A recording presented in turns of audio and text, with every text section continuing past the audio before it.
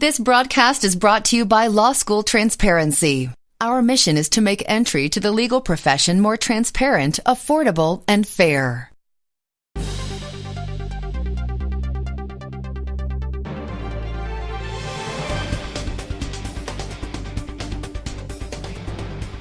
Hey listeners, welcome to I'm the Law, a show that does informational interviews with law school graduates in different jobs. Today our host is Derek Tokaz. In this episode, Derek interviews a former public defender who worked in 3 rural Georgia counties. We'll learn about her day-to-day life representing the accused, and how her life is different now that she is a legal journalist. Today I'm joined by Laurie Landsittel. She's a graduate of the University of Georgia School of Law and is currently a journalist for North Carolina Lawyers Weekly. But before that, she was a public defender in Georgia. I'd like you to start by explaining for our listeners the basic of what a public defender is and their role in the criminal justice system. Well, a public defender represents people who cannot afford a lawyer in criminal cases. And their role in the justice system is to ensure that the criminal defendant gets a fair trial, gets justice, and gets the best representation possible. So I know that there's different types of public defenders depending on what state you're in and possibly where in the state you are. So were you working as a full-time public defender or case by case? How does that work? I was full-time. I was in 3 different offices in Georgia as a public defender, and each office I was full-time in. And so what does it mean to be a full-time public defender? Because I know in the legal world, full-time is a pretty wide spectrum. Right. It can be, is it a 40-hour per week job or, 80 hours a week? What's that like? I would say it varies. Depending on what kind of trials or motions are coming up, depends on what kind of workload you're going to have for that day or week. When it gets closer to trial, of course, you're pretty much working. I would say with me, I'd be working 60 to 70 hours a week getting prepared for trial. But then there could be days when you don't even work a full 8 hours when, you didn't get any new cases. You have your caseload under control, which is rare, I do admit. But, on average, it'd be over 40 hours a week that public defenders would work to be effective. You were working this full time, and I assume everyone else in the office was also working full time. Is that how it's like across all of Georgia? So I know where I'm from in Alabama, some of the cases are handled by attorneys who have their own practice and pick up public defense just on a case-by-case basis. We have some of that. It's called conflict cases. And if we cannot represent 2 defendants who are blaming each other. I couldn't ethically represent both of them because I'd have to say one said this did it, one said the other did it. So that would not be in our office. That would go to somebody who has their own practice. But this started in, I believe, 2003 or 2004, January 1st, 2004. Georgia went to a program called the Georgia Public Defender Standards Council, where the state oversaw the whole public defender system and created public defenders where there used to be contract attorneys handling a lot of cases at once. They created a public defender's office. Yeah, I think that's something that people who want to get into this field need to keep in mind is how much the very structure of the system can change from, county to county or state to state. Right, definitely. So what's the average caseload like? About how many cases are you handling at a time? Well, that varies, but I think I can speak for a lot of public defenders, at least in Georgia. They tried to, I'll give you a little background first before I tell you, but they tried to come up with a system where they could train public defenders. They could have a law in place to keep their caseloads down. And it was supposed to have a certain amount of cases a year of felonies, a certain amount of misdemeanors. You couldn't go over it, but you always have more cases than they say you should under the law. So you really have too many cases, and the typical caseload could vary between maybe 50 cases at a time to maybe 200 at a time, which is a lot of cases for one person to handle. If you think about it, if you had 200 cases in a time, what happens if every one of those defendants wanted to go to trial? You couldn't effectively represent them. And they have a right to decide. So the choice to go to trial or not is up to the client or the defendant. Most of them go in wanting a trial, and it's it makes public defenders very anxious because you have so many that are saying, I want a trial, I want a trial, I want a trial. You don't know where to turn your head next. So about how often do your cases go to trial? Out of, if you have 200 cases, how many times are you going to have a full trial? Honestly, not very much. Usually the state's offer is worth it to take. Mhm. Pressing charges, at least where I was, they're not going to press charges unless they got good evidence against you. And that's, usually the state has good evidence. That's why they're taking you to court and pressing charges. So if they don't have good evidence, they probably would have dismissed the case. So usually the clients end up pleading out, which is what it's called, where they enter a guilty plea. And they accept the punishment that's either recommended by the state or given to them by the judge. If it's given to them by the judge, it would be called a blind plea. But I would say 99% of the time they plead out because they're getting too good of offers to plead guilty. But we want to move away from that. Public defenders want to move away from that. They do want to go to more trials. They do want to have more, be in the courtroom more, but it's just hard with so many cases. I liked being in the courtroom when I was a public defender. I loved it. So, And I think that's probably what most people are imagining when they want to get into that line of work. This is, we make TV shows about people being in courtrooms and considerably less about taking guilty pleas. So it's not, the romanticized view of legal practice.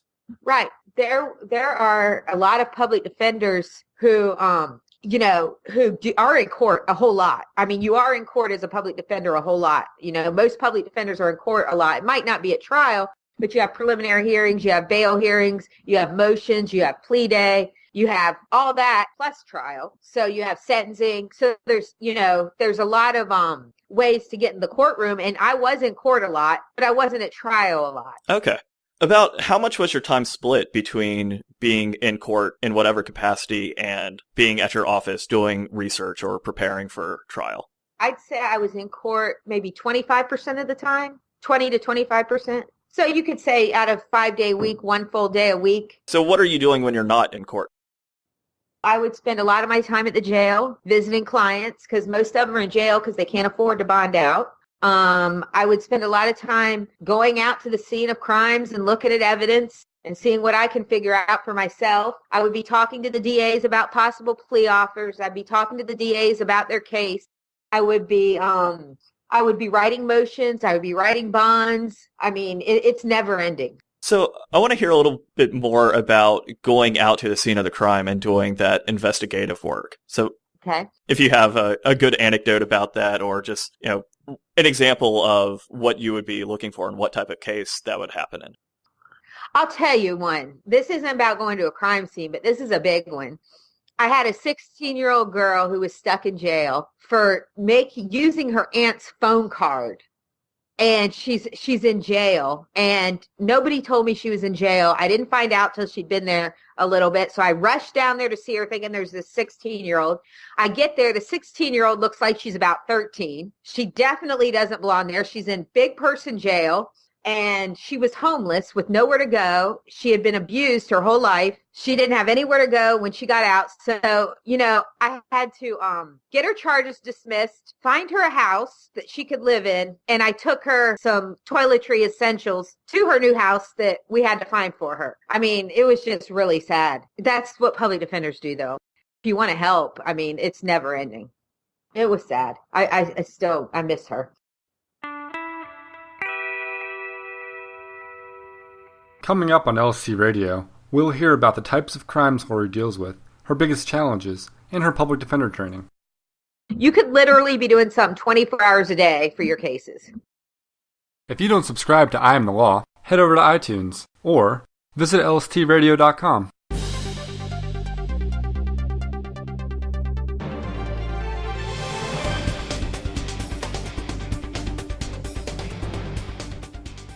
I want to ask about what types of crimes you're usually dealing with. Is it largely drug offenses, or, what's the range of offenses? I did DUIs and drugs mostly. I was an inexperienced public defender. Even though I was there 6 years, it takes a long time to be able to try a capital case. I was pretty inexperienced. I did do some serious crimes towards the end of my career as a public defender, but mostly I did drugs and DUI cases. Mostly were misdemeanor DUI and felony possession of drugs or possession with intent to distribute. So were you getting those cases mostly because you were still a new public defender, or is there specialization within the public defender system? I'd say there's not too much specialization, but you kind of get your own niche. There is specialization when it comes to capital cases when somebody's facing the death penalty. We have a whole group of public defenders in Georgia that handle that. I was just new, so they were going to assign me easier cases, and I kind of kept with them. I did take to trial a really serious case towards the end of my career as a public defender, and he was found guilty, but it was reversed on appeal because the judge didn't let me put any of my evidence in, and now he's out of jail. So if you have an appeal, is that something that you would argue yourself, or are there specialists doing the appellate work? They have appellate attorneys, or we do it ourselves. It all depends on if we have a conflict of interest. If they tried to say we were ineffective as counsel for them, we would have to give that to another circuit to handle or another appellate office to handle because we cannot raise on an issue on appeal our own ineffectiveness. It'd be a conflict of interest. So a lot of times they do say that, so you push them out. The appeal that was reversed my case was done by our office. I didn't do it because I had already left, but it was done by our office. So what were the biggest challenges you had as a public defender? Is it largely the workload or what was it? I mean, I loved my clients. I felt so bad for most of them because they really didn't come from good situations. Mm-hmm. They didn't really have a chance in life, most of them. They'd come from bad home lives for the most part. The hardest part was the workload. It was a lot of work. I mean, you can put your heart and soul into it. It still isn't enough. You could literally be doing something 24 hours a day for your cases. So when did you decide that you wanted to be a public defender? Is that something you came into law school knowing you wanted to do, or how did that come about? Yes, I was 7 years old.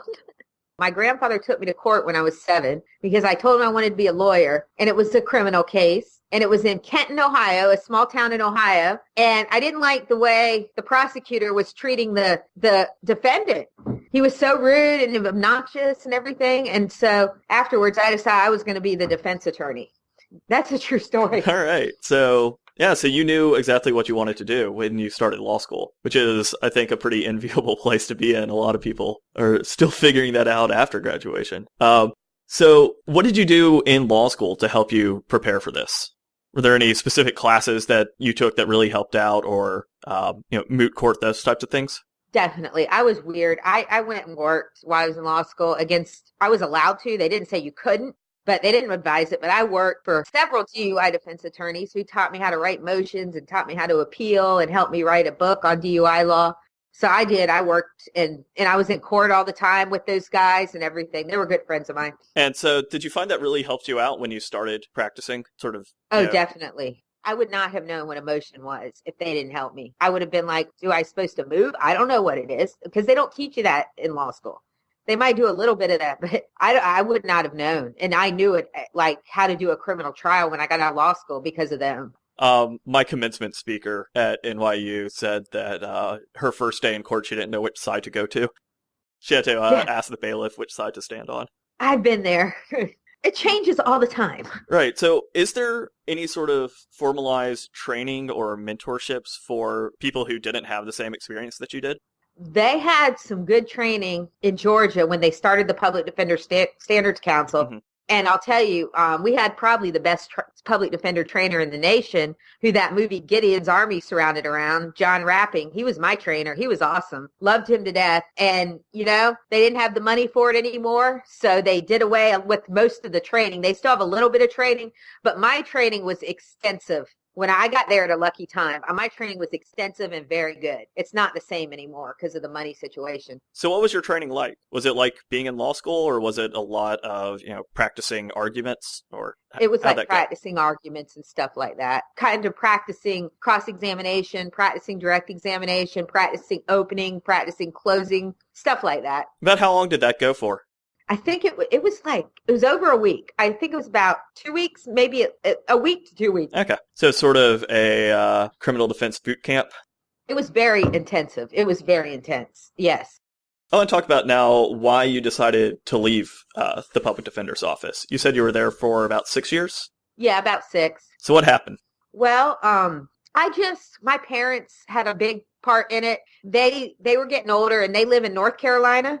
And I was only licensed in Georgia. And they kind of wanted me to maybe consider moving back to North Carolina. So I was going to take the North Carolina bar and go to work as a defense attorney here. but it just didn't work out like that. So it had a lot to do with my family and friends who were in North Carolina. And then I was going to take North Carolina bar and maybe get a job as a public defender, but it just didn't fall into place that way. Did you notice if there was much of an attrition rate among your fellow public defenders? Is there a lot of burnout in the field, or is it mostly something that people stay with long term? It's about half and half, I would say. A lot stay a long time, a lot burn out and leave, a lot, there's not much upward mobility being a public defender. You do get a lot of courtroom experience, which a lot of firms really like. So I'm not telling you there's not mobility to go to a different place, but if you want to stay a public defender, the only other choice you have is maybe becoming a circuit public defender, which would have been my boss at the public defender's office. But there's only a few of those in the whole state. There's probably however many circuits there are, there's that many circuit public defenders. And I think it's 50, something like that. So what is a circuit public defender? Well, he runs the whole office, the whole public defender's office for a circuit. A circuit's usually comprised of about 3 counties in the state, and he runs the whole office for those 3 counties. So is that more of a managerial position, or is he still doing normal legal practice also? It's supposed to be more managerial, but it didn't work out like that because our caseloads are too big. He has to jump into the trenches and do it.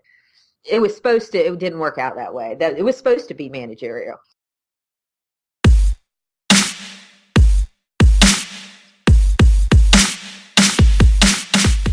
Coming up on LST Radio, we'll hear about how Laurie transitioned from public defender to legal journalist. We'll also hear more about the emotional challenges. You can't really judge these people till you know what they've been through in their whole entire life.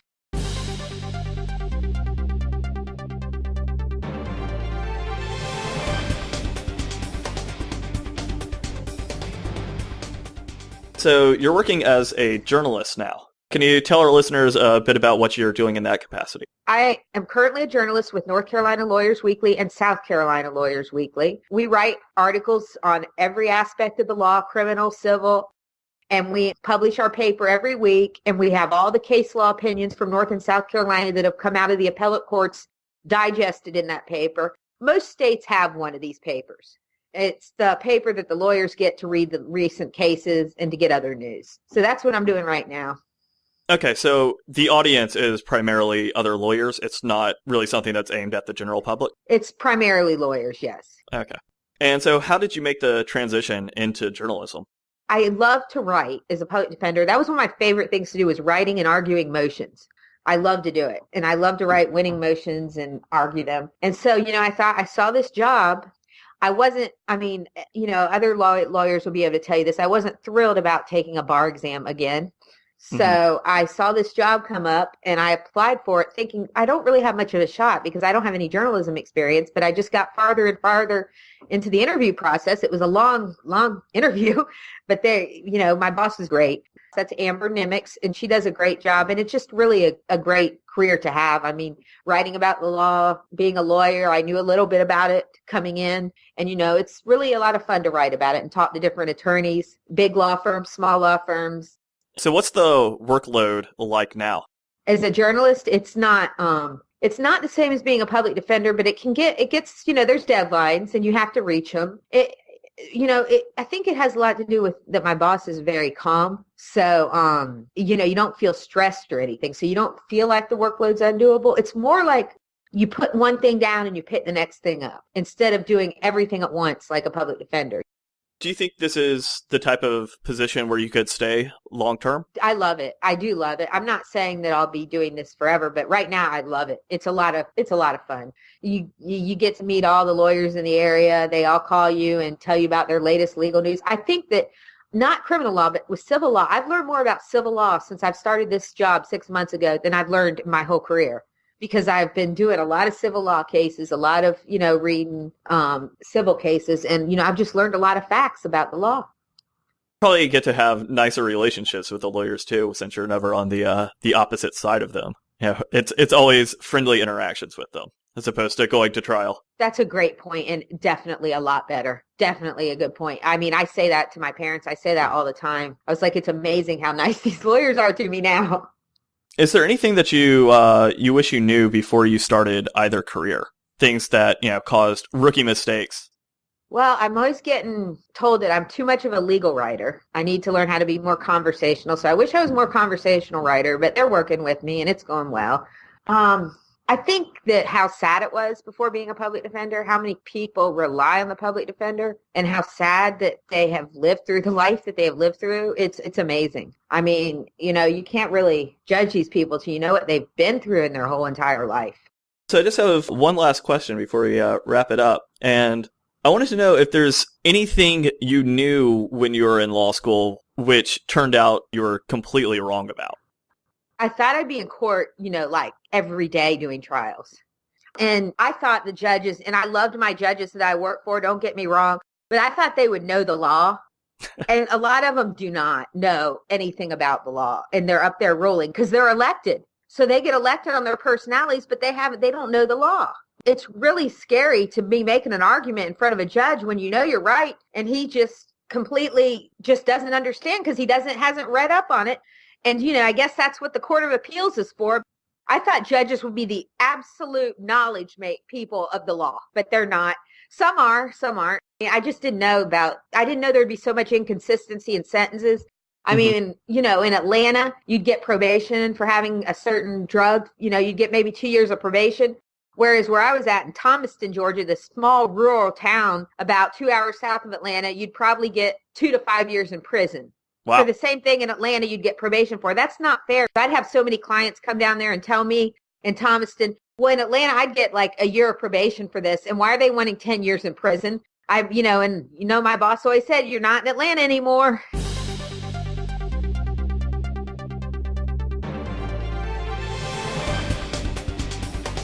Thanks for listening today.